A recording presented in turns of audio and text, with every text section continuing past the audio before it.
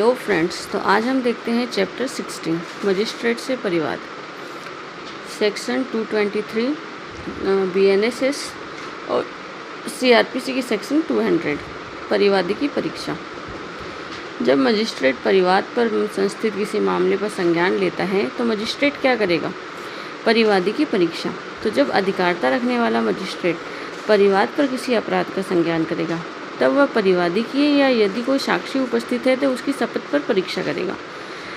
Magistrate का पहला कार्य क्या होगा? वह परिवादी की या कोई साक्षी जो उपस्थित है उसकी शपथ पर परीक्षा करेगा और ऐसी परीक्षा का सारांश लेखबद्ध किया जाएगा। ऐसी परीक्षा का जो कंक्लूजन आया है, जो सारांश आया है, उसे लेखबद्ध किया जाएगा और परिवादी एवं साक्षियों तथा मजिस्ट्रेट के द्वारा भी हस्ताक्षर किए जाएंगे। परिवादी, साक्षी और मजिस्ट्रेट तीनों के द्वारा उस पर हस्ताक्षर करे जाएंगे। ठीक है, शपथ पर होगी यह परीक्षा और परीक्षा का सारांश लेखबद्ध किया जाएगा। परंतु इसका पहला प्रोवाइजो है कि किसी अपराध का संज्ञान मजिस्ट्रेट के द्वारा अभियुक्त को सुनवाई का अवसर दिए बिना नहीं किया जाएगा। मजिस्ट्रेट किसी भी चीज़ का कॉग्निजेंस तब तक नहीं लेगा जब तक कि अभियुक्त को सुनवाई का अवसर नहीं दे दिया गया हो। अभियुक्त को सुनवाई का अवसर दिया जाना आवश्यक है।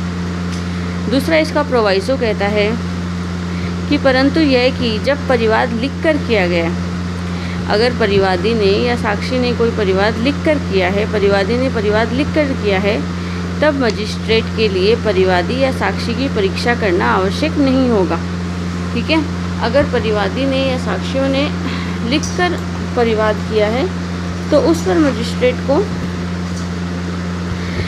परीक्षा करना, मजिस्ट्रेट के द्वारा परीक्षा करना आवश्यक नहीं होगा।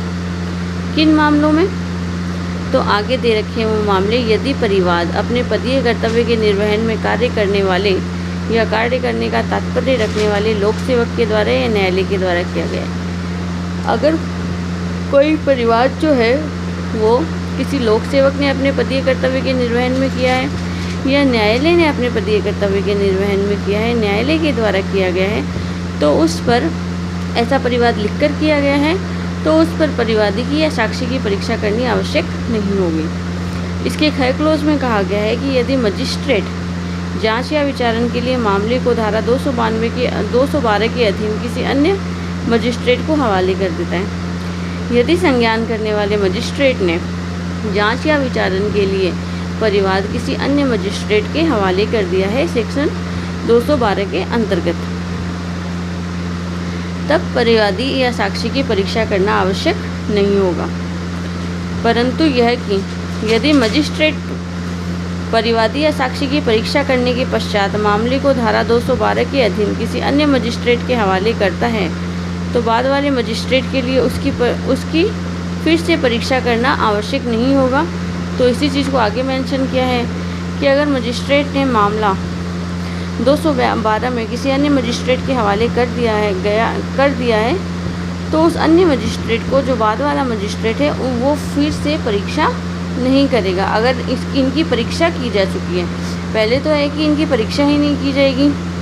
ठीक है, और अगर किसी मामले में मजिस्ट्रेट ने परीक्षा कर ली है, उसके पश्चात किसी अन्य मजिस्ट्रेट को मामला स्थानांतरित किया है, मामला उसके दिया है, तो उस बाद वाले मजिस्ट्रेट को परिवादी की परीक्षा करनी आवश्यक नहीं होगी। इसका क्लोज सेकंड कहता है कि कोई मजिस्ट्रेट किसी लोक सेवक के विरुद्ध अपने शासकीय कृत्य या कर्तव्य के निर्वहन में कारित किया जाना अभिकथित किए गए किसी अपराध के लिए परिवाद पर संज्ञान नहीं लेगा। कोई भी मजिस्ट्रेट जो है वो किसी लोक सेवक के विरुद्ध अपने शासकीय कर्तव्य के निर्वहन में कोई अपराध कारित किया गया है तो उस किसी अपराध के लिए परिवाद पर संज्ञान नहीं लेगा। किन परिस्थितियों में नहीं लेगा? तो यदि उस लोक सेवक को उस परिस्थिति के बारे में प्रख्यान करने का अवसर नहीं दिया जाता है। अगर लोक सेवक को अपनी बात रखने का अवसर नहीं दिया जाता है, उसे हामी भरने का अवसर नहीं दिया जाता है। प्रख्यान मतलब होता है किसी चीज़ में यस या यस को बताना, प्रत्याख्यान होता है किसी विषय में अपने नेगेटिव स्टेटमेंट देना। तो जहाँ ऐसे लोक सेवक को उस परिस्थिति के बारे में प्रख्यान करने का अवसर नहीं दिया गया है जिसके कारण कोई घटना घटित हुई है, भाई वो कारण बताएगा ना, ये कारण थे, इन कारणों से यह घटना घटित हुई, तो उसे बताने का अवसर नहीं दिया गया है। अगर ऐसा अवसर नहीं दिया गया है तो मजिस्ट्रेट ऐसे परिवाद पर संज्ञान नहीं लेगा। दूसरा इसका ख पॉइंट कहता है कि ऐसे लोक सेवक के वरिष्ठ अधिकारी से घटना के तथ्य और परिस्थितियों के अंतर्विष्ट करने वाली रिपोर्ट प्राप्त नहीं हुई है। लोक सेवक ने अपने पदीय कर्तव्य के निर्वहन में कोई कार्य किया और उस कार्य के दौरान उसके किसी वरिष्ठ अधिकारी के द्वारा उस घटना के तथ्य जो कि अपराध कारित किया गया, उसके तथ्य और उसकी परिस्थिति, वो जो घटना हुई थी उसकी परिस्थिति को अंतर्विष्ट करने वाली क्या रिपोर्ट थी, वो रिपोर्ट अगर प्राप्त नहीं हुई है तो मजिस्ट्रेट परिवाद पर संज्ञान नहीं करेगा। तो ये एक अच्छा क्लोज है कि मजिस्ट्रेट किसी लोक सेवक के विरुद्ध परिवाद पर संज्ञान कब नहीं करेगा, तब नहीं करेगा जब या तो उस लोक सेवक को अपनी बात रखने का अवसर नहीं दिया गया है जिस कारण की घटना घटित हुई है, या लोक सेवक के वरिष्ठ अधिकारी के द्वारा घटना से अंतर्विष्ट तथ्य और परिस्थितियों को अंतर्विष्ट करने वाली कोई रिपोर्ट प्राप्त नहीं की गई है। आगे है सेक्शन 224 BNSS CRPC की सेक्शन 201। ऐसे मजिस्ट्रेट के द्वारा प्रक्रिया जो मामले का संज्ञान करने के लिए सक्षम नहीं है। तो ऐसे मजिस्ट्रेट के द्वारा कौन सी प्रक्रिया अपनाई जाएगी जो कि मामले का संज्ञान करने के लिए सक्षम नहीं है। यदि परिवाद ऐसे मजिस्ट्रेट को किया जाता है जो अपराध का संज्ञान करने के लिए सक्षम नहीं है। ठीक है, कई बार होता है कि हम कंप्लेंट ऐसे मजिस्ट्रेट के पास कर देते हैं जो कि अपराध का संज्ञान नहीं कर सकता।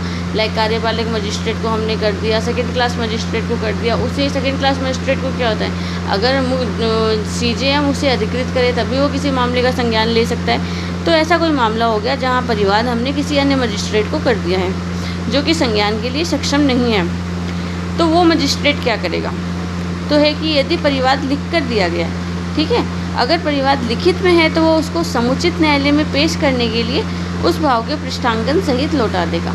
जिस न्यायाधीश के पास ऐसा आया है और उसे लगता है कि परिवाद एकदम सही तरीके से किया गया है, परिवाद लिखित में है, तो वह उस परिवाद पर इस भाव का पृष्ठांकन करते हुए कि भाई मुझे अधिकारिता नहीं है इस मामले में संज्ञान लेने की, और उसे वापस लौटा देगा।